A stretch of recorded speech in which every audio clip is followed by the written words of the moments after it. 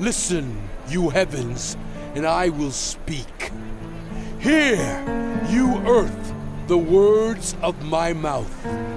Let my teaching fall like rain, and my words descend like dew, like showers on new grass, like abundant rain on tender plants.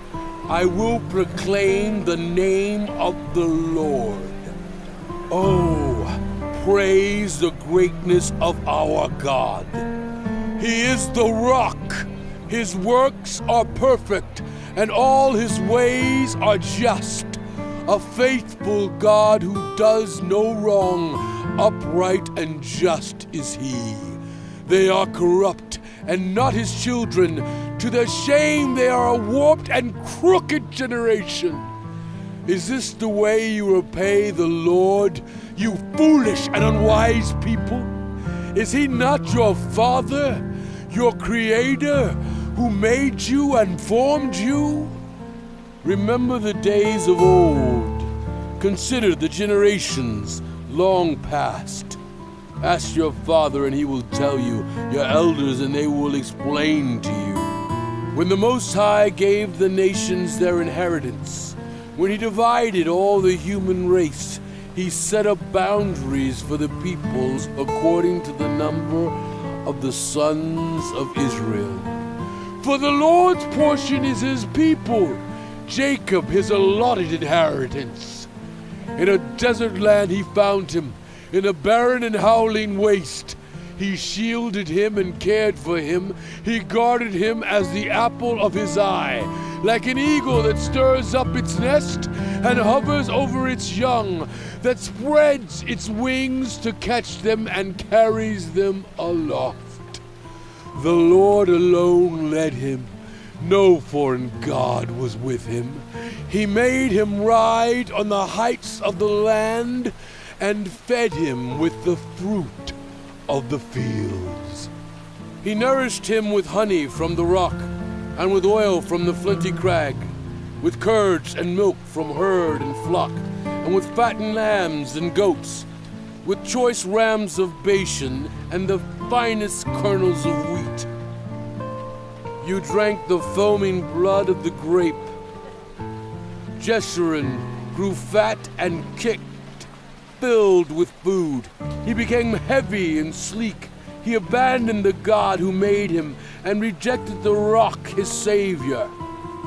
They made him jealous with their foreign gods and angered him with their detestable idols.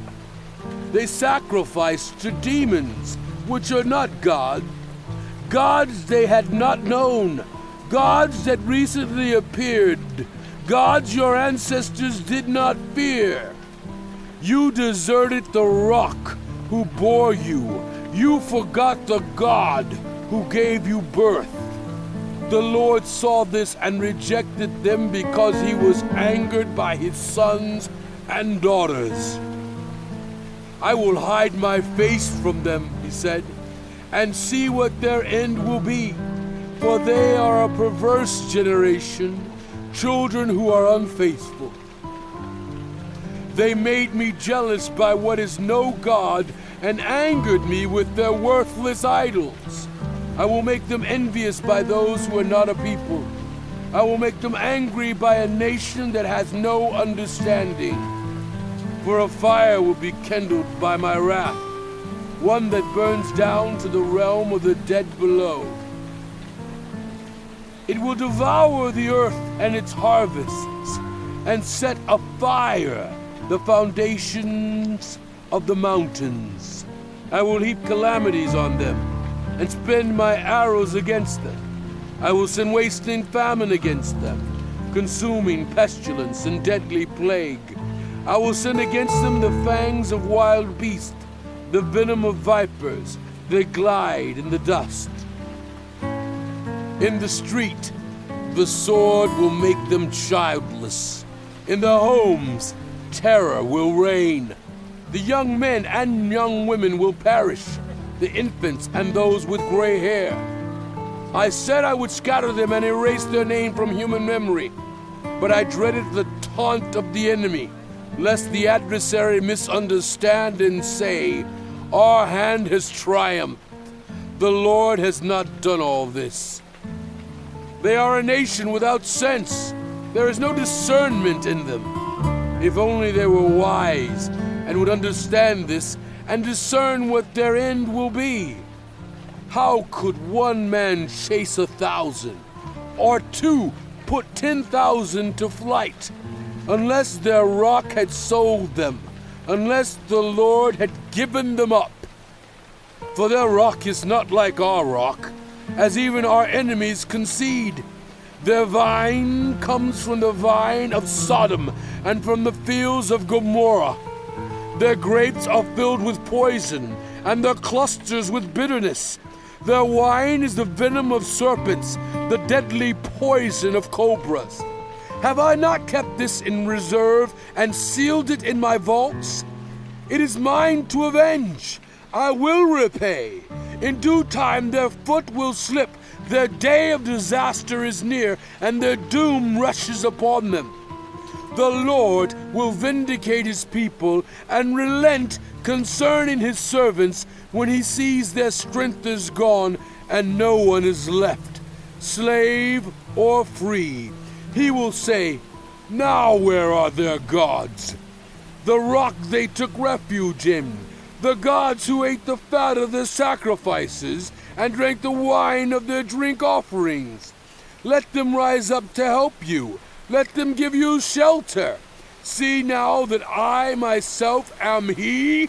There is no God besides me. I put to death, and I bring to life.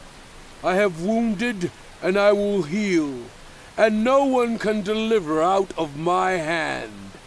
I lift my hand to heaven and declare as surely as I live forever, when I sharpen my flashing sword and my hand grasp it in judgment, I will take vengeance on my adversaries and repay those who hate me. I will make my arrows drunk with blood, while my sword devours flesh, the blood of the slain and the captives, the heads of the enemy leaders.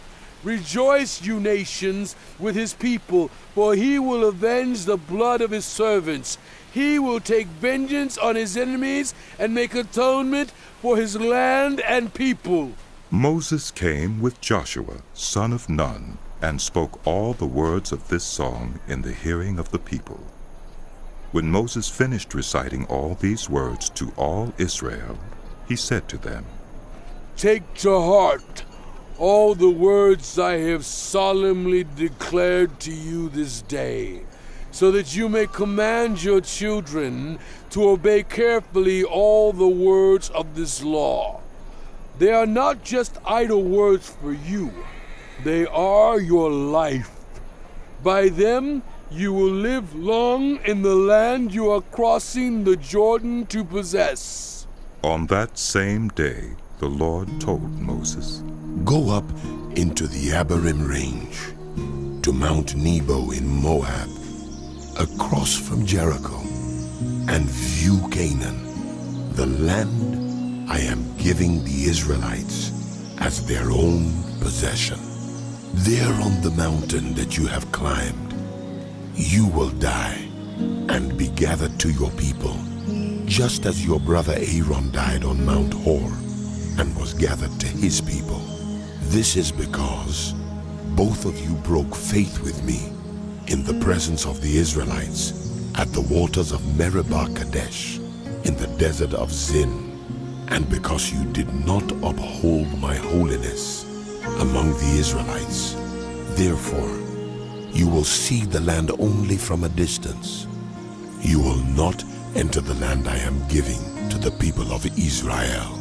This is the blessing that Moses, the man of God, pronounced on the Israelites before his death. He said, "The Lord came from Sinai and dawned over them from Seir. He shone forth from Mount Paran. He came with myriads of holy ones from the south, from his mountain slopes. Surely it is you who love the people. All the holy ones are in your hand. At your feet they all bow down, and from you receive instruction. The law that Moses gave us, the possession of the assembly of Jacob. He was king over Jeshurun when the leaders of the people assembled along with the tribes of Israel. Let Reuben live and not die, nor his people be few. And this he said about Judah. Hear, Lord, the cry of Judah. Bring him to his people. With his own hands he defends his cause. Oh, be his help against his foes. About Levi he said, Your Thummim and Urim belong to your faithful servant. You tested him at Massa. You contended with him at the waters of Meribah. He said of his father and mother, I have no regard for them.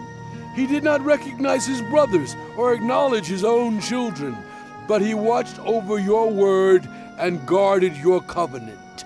He teaches your precepts to Jacob and your law to Israel. He offers incense before you and whole burnt offerings on your altar. Bless all his skills, Lord, and be pleased with the work of his hands. Strike down those who rise against him, his foes till they rise no more. About Benjamin he said, Let the beloved of the Lord rest secure in him, for he shields him all day long, and the one the Lord loves rests between his shoulders.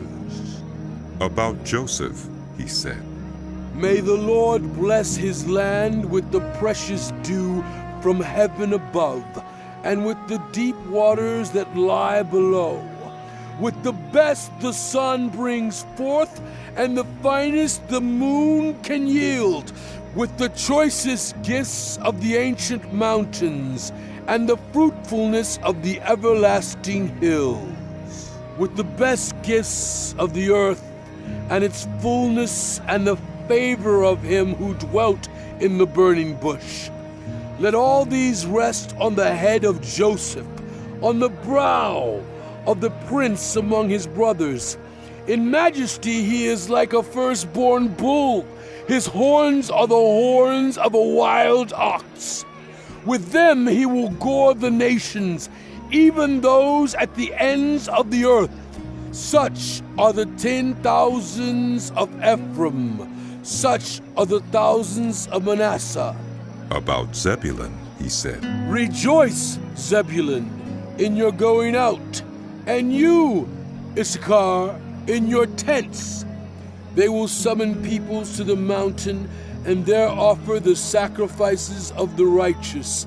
They will feast on the abundance of the seas, on the treasures hidden in the sand. About Gad he said, Blessed is he who enlarges Gad's domain.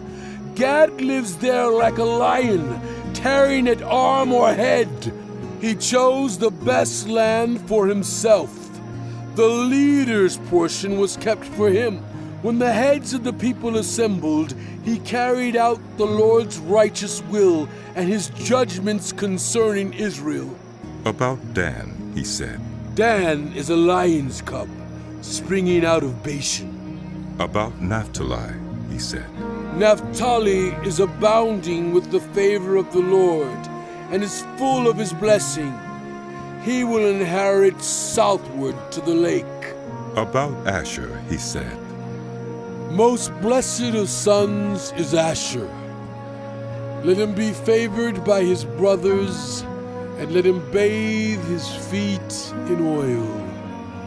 The bolts of your gates will be iron and bronze, and your strength will equal your days. There is no one like the God of Jeshurun, who rides on the heavens to help you, and on the clouds in his majesty. The eternal God is your refuge, and underneath are the everlasting arms. He will drive out your enemies before you, saying, Destroy them. So Israel will live in safety. Jacob will dwell secure in a land of grain and new wine, where the heavens drop dew. Blessed are you, Israel, who is like you, a people saved by the Lord. He is your shield and helper, and your glorious sword. Your enemies will cower before you, and you will tread on their heights. Then Moses climbed Mount Nebo from the plains of Moab to the top of Pisgah across from Jericho.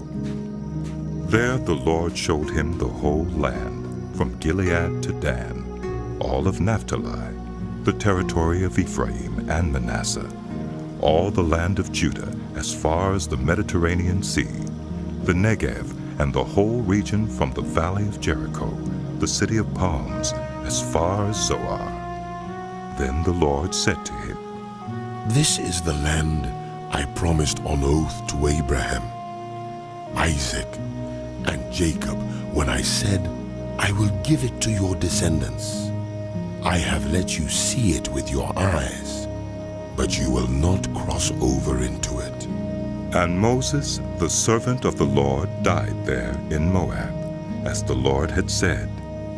He buried him in Moab in the valley opposite Beth Peor, but to this day no one knows where his grave is.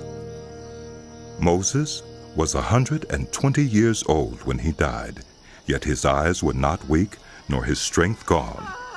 The Israelites grieved for Moses in the plains of Moab 30 days, until the time of weeping and mourning was over.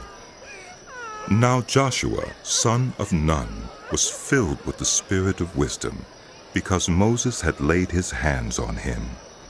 So the Israelites listened to him and did what the Lord had commanded Moses.